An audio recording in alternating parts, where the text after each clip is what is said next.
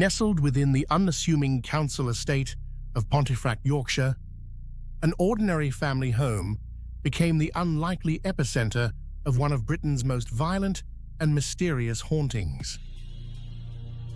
The Black Monk of Pontefract is a tale that blends the mundane with the terrifying, inviting us into a story where normality is shattered by relentless, supernatural disruptions. This mini-historical record invites you to explore a case that has bewildered skeptics and believers alike for decades, challenging assumptions of what could lie beneath the surface of everyday life. With a narrative rich in documented disturbances, famed witnesses, and an enduring mystery, the events of 30 East Drive stand as an enigmatic landmark in the annals of British paranormal history. The haunting began in August 1966, when the Pritchard family, Jean, Joe, and their children Philip and Diane, settled into 30 East Drive, a semi-detached council house on the Chequerfield estate. With post-war architecture and a firmly working-class atmosphere, the unremarkable house provided no hint of the extraordinary forces that would soon emerge within its walls.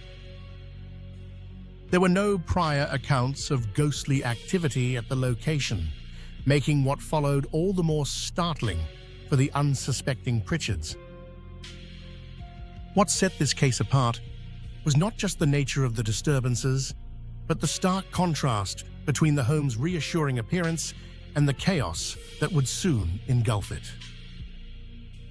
Shortly after moving in, minor incidents began to plague the family, most notably mysterious dust falling from mid-air and sudden pools of water with no discernible source. As the days passed, the peculiarities multiplied. Furniture shifted on its own, crockery vibrated and fell, yet remained unbroken.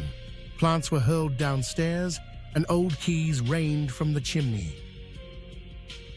The disturbances soon escalated to include unexplained noises, electrical anomalies like lights and appliances flickering or activating autonomously, and unidentifiable substances oozing from taps. The fear grew so severe that Philip and his grandmother fled the house during those early phenomena, but the Pritchards, determined and resilient, refused to let terror drive them out. For nearly 2 years after an initial storm of activity, a haunting silence fell over the house, a pattern strongly echoed in other poltergeist cases throughout history. When the activity returned, it brought with it both renewed force and a shift in the haunting's focus. The renewed outbreak in August 1968 marked a chilling transformation. The poltergeist's attention became singularly fixated on the teenage Diane, subjecting her to violent assaults and psychological torment. She was dragged from her bed, thrown across rooms, and at one harrowing moment, physically choked by unseen hands, leaving marks that terrified all witnesses. Diane's experiences paralleled a broader trend found in poltergeist phenomena, often centering on pubescent girls, though the haunting's persistence even in her absence challenged straightforward psychological explanations. Other manifestations included phantom hands, beckoning in menace, animalistic breathing sounds, and a pervasive sense of icy dread. A spectral figure, robed in black and hooded, began to make terrifying appearances, sometimes looming above beds, sometimes silently watching from corners or vanishing into the floor. The figure was soon woven into local legend as the Black Monk, a 16th-century cleric allegedly executed for heinous crimes, his body rumored to be interred under the very house the Pritchards inhabited. Theories arose that this old tragedy paralleled the haunting's fixation on Diane, whose age matched that of the monk's supposed victim, adding a chillingly personal rationale to the supernatural attacks. Yet, scrutiny of historical records has failed to decisively prove the figure's existence, blurring the lines between folklore, fabrication, and genuine haunting.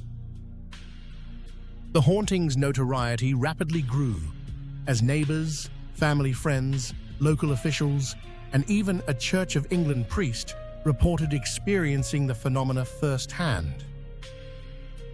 Some investigators initially sought rational explanations, structural issues, or children's tricks, but many left, as haunted by their encounters as the Pritchard family themselves.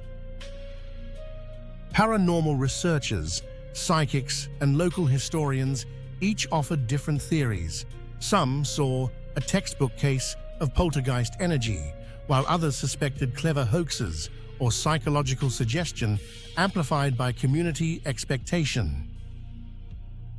Public fascination soared, with crowds gathering outside the house to witness the now infamous nocturnal disturbances. Despite the multitude of eyewitness accounts, skepticism remained a powerful force surrounding the Black Monk legend. Critical perspectives pointed to the lack of hard evidence, the possibility of pranks or attention-seeking, psychological misinterpretation, or even unusual but natural phenomena such as underground water movement.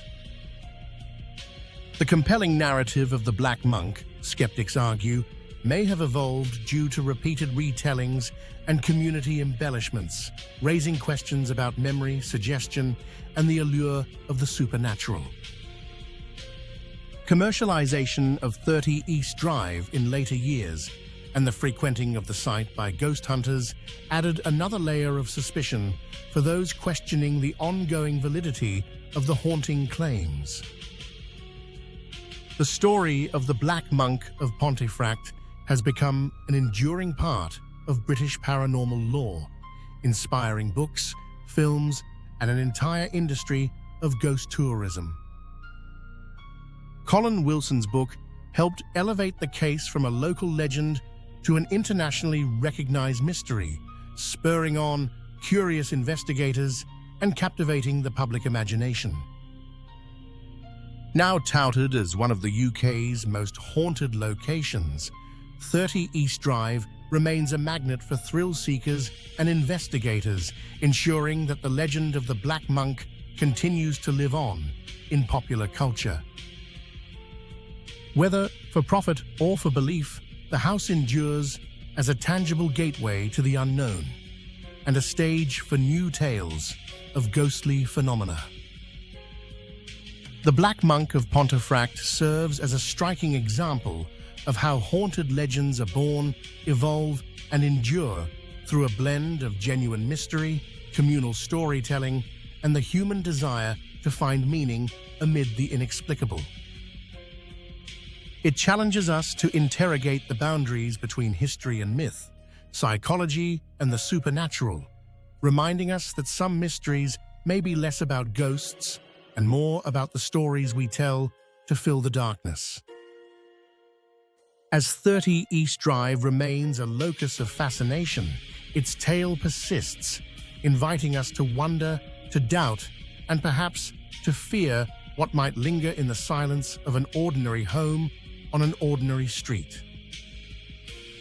Whether viewed through the lens of belief, doubt, or curiosity, the legend of the Black Monk ensures that Pontefract's haunting will never truly fade into obscurity.